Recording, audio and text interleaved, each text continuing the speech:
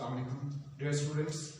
आज हम अपना छठा लेक्चर स्टार्ट करते हैं, जो कि हम पीछे लेक्चर्स के अंदर बायोलॉजिकल ऑर्गेनाइजेशन को देख रहे थे, उसी को हम आगे बढ़ाते हैं और आज हम टिश्यू लेवल ऑफ ऑर्गेनाइजेशन को देखते हैं।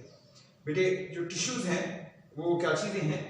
The similar cells combine together and form the loose sheet और the bundles are called the tissues. Tissues क्या है? जब सिमिलर सेल्स आपस में कंबाइन करते हैं, आपस में मिलते हैं, and they form the loose sheet या लूज शीट बनाते हैं। जैसे कि यहां पे आप देख रहे हैं कि ये जो मुख्तलिफ सेल्स हैं वो आपस में मिले हुए हैं and they are forming the loose sheet, और वो एक लूज शीट बना रहे हैं। यहां पे आपको एपिडर्मल टिश्यूज नजर आ रहे हैं। इसके अलावा यहां पे आपको कॉर्टिकल टिश्यूज, कॉर्टेक्स भी आपको नजर आ रहा है। तो यहां पे जो मुख्तलिफ सेल्स हैं वो आपस में मिले हुए हैं and they are forming the loose sheet, और एक लूज शीट बना रहे हैं जिसको क्या कहते हैं? टिश्यू कहते हैं। जैसे कि एपिडर्मल टिश्यूज हैं और कॉर्टिकल या कॉर्टेक्स के टिश्यूज हैं। इसके अलावा बेटा जो सेल्स हैं वो कंबाइन करते हैं, और कंबाइन करने के बाद they can also form the bundles. वो बंडल्स की शक्ल भी इख्तियार कर सकते हैं जिन्हें टिश्यू कहते हैं। जैसे आप देख रहे हैं कि these are the xylem tissues। ये xylem tissues हैं which are present in the form of the bundles, जो कि बंडल्स की शक्ल में मौजूद है। यहाँ पे आप देख रहे हैं कि ये वेसल्स हैं और ये ट्रेकिएट्स हैं।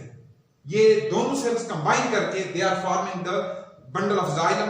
ये जाइलम का बंडल जो है ये बना रहे हैं। तो बेटा बात ये हुई कि जो डिफरेंट सेल्स हैं सिमिलर और द डिफरेंट सेल्स। अब बेटे असल में टिश्यूज की दो टाइप्स होती हैं, एक होते हैं सिंपल टिश्यूज और एक है कंपाउंड टिश्यूज। बेटे जो सिंपल टिश्यूज हैं उसमें सेल्स क्या होते हैं? सिमिलर सेल्स होते हैं। सिंपल टिश्यूज के अंदर जो सिमिलर सेल्स हैं they combine together and form the simple tissues. और दूसरी जो कैटेगरी है वो है बेटा कंपाउंड टिश्यूज की। कंपाउंड टिश्यूज में क्या होता है? The different kinds of the cells combine together and form a compound tissue। वो compound tissues बनाते हैं। अच्छा बेटे, अब जो टिश्यूज हैं उनकी मुख्तलिफ एग्जांपल्स यहां पे हम कोट करते हैं। जो पहली एग्जांपल है वो है बेटे मस्कुलर टिश्यूज। अब जो मस्कुलर टिश्यूज हैं they are specialised for the contraction. ये कंट्रैक्शन के अंदर हेल्प करते हैं। इनके जो मस्कुलर टिश्यूज हैं दे हेल्प्स इन अ कंट्रैक्शन। ये कंट्रैक्शन के अंदर मदद देते हैं। इट मींस कि दे helps in the movement of the body in the animal cells. ये एनिमल की बॉडी के अंदर मूवमेंट के अंदर क्या करते हैं? मददगार साबित होते हैं। इसके अलावा बेटे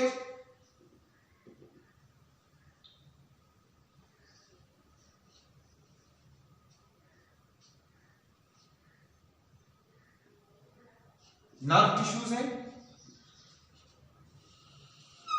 nerve tissues they are specialised for the conduction of nerve impulses.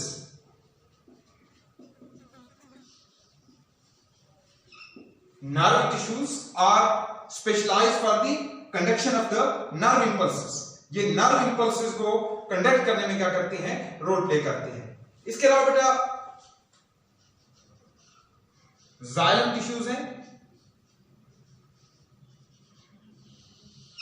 The xylem tissues are present in the plant cells। जो xylem tissues हैं ये plant cells के अंदर मौजूद होते हैं, और इनका काम क्या है बेटा? कि they helps in the conduction of the water and minerals। They helps in the conduction of the water and minerals। ये वाटर और मिनरल्स की कंडक्शन के अंदर क्या करते हैं? हेल्प आउट करते हैं। तो बेटा जो जाइलम टिश्यूज हैं जिसकी डायग्राम आपके सामने बनी हुई है कि ये क्या करते हैं? They help in the conduction of the water and minerals. ये वाटर और मिनरल्स की कंडक्शन में मददगार साबित होते हैं। इसके अलावा इसके साथ जो फ्लोएम के टिश्यूज हैं, फ्लोएम टिश्यूज बेटे जो फ्लोएम टिश्यूज हैं ये क्या काम करते हैं कि they help in the conduction of the organic compounds, ये ऑर्गेनिक कंपाउंड की कंडक्शन में हेल्प करते हैं। They help in the conduction of the food, ये फूड की कंडक्शन में हेल्प करते हैं। ये पौधों के अंदर फोटोसिंथेसिस के प्रोसेस के जरिए से जो ग्लूकोज की फॉर्मेशन होती है, तो उस ग्लूकोज को मुख्तलिफ पार्ट्स के अंदर ट्रांसपोर्ट करने में कौन से टिश्यूज का किरदार होता है? फ्लोएम के टिश्यूज का किरदार होता है कि they help in the conduction of the food. ये फूड की कंडक्शन में क्या करते हैं बेटे? ये हेल्प आउट करते हैं। तो इसके अलावा बेटा एक एग्जांपल हम दोबारा एनिमल से भी कोट करते हैं। एनिमल्स के अंदर जो ग्लैंडुलर टिश्यूज होते हैं, जो ग्लैंडुलर टिश्यूज हैं, जो ग्लैंड टिश्यूज हैं, जो ग्लैंडुलर टिश्यूज है बेटे, they help in the secretion of the hormones. ये हार्मोन्स की सिक्रीशन में हेल्प करते हैं। ये मुख्तलिफ केमिकल्स की सिक्रीशन के अंदर क्या करते हैं? मदद करते हैं। जो ग्लैंड टिश्यूज हैं, they help in the secretion of the chemicals. ये केमिकल्स की सिक्रीशन के अंदर हेल्प आउट करते हैं, केमिकल्स की सिक्रीशन के अंदर मदद देते हैं। जो ग्लैंड टिश्यूज हैं, they help in the secretion of the chemicals, chemicals की सिक्रीशन में हेल्प आउट करते हैं। ये मेरे बेटे क्या हो गया? ये हो गया टिश्यू लेवल। अब हम नेक्स्ट अपना लेवल देखते हैं, वो है organ level of the organization. Organ level of organization. Dear students, the different tissues of the different types combine together, assemble together and form a functional unit called as organ. इसमें क्या होता है कि जो the different kinds and types of the tissues, the different kinds and the different kinds and the different types of the tissues combine together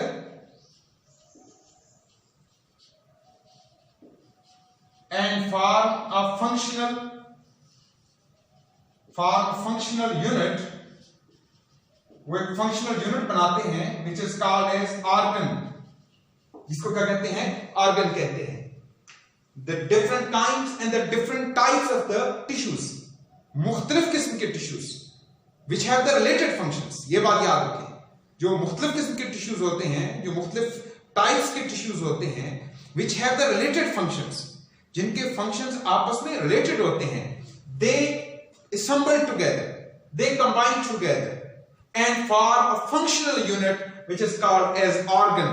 वो एक functional unit बनाते हैं जिसको हम क्या कहते हैं? ऑर्गन कहते हैं। बेटे इसकी हम एग्जांपल लेते हैं कि stomach is a organ. Stomach जो है वो एक ऑर्गन है जिसके अंदर मुख्तलिफ जो टिश्यूज हैं,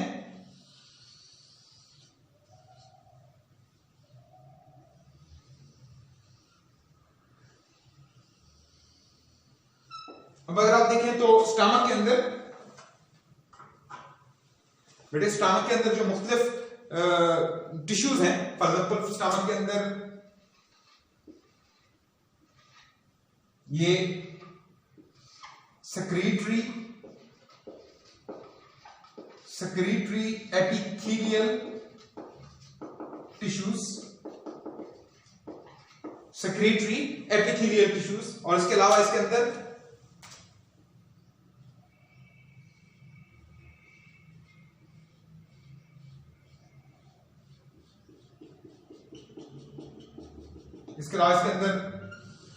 मस्कुलर टिश्यूज हैं। ये कंबाइन करते हैं कि अब stomach is a organ. Stomach जो है वो एक ऑर्गन है जिसके अंदर मुख्तलिफ किस्म के टिश्यूज, जिसकी मिसाल हम ले रहे हैं कि secretory epithelial tissues and muscular tissues, they assemble together, they combine together and they are forming an organ which is called the stomach, जिसको स्टमक कहते हैं।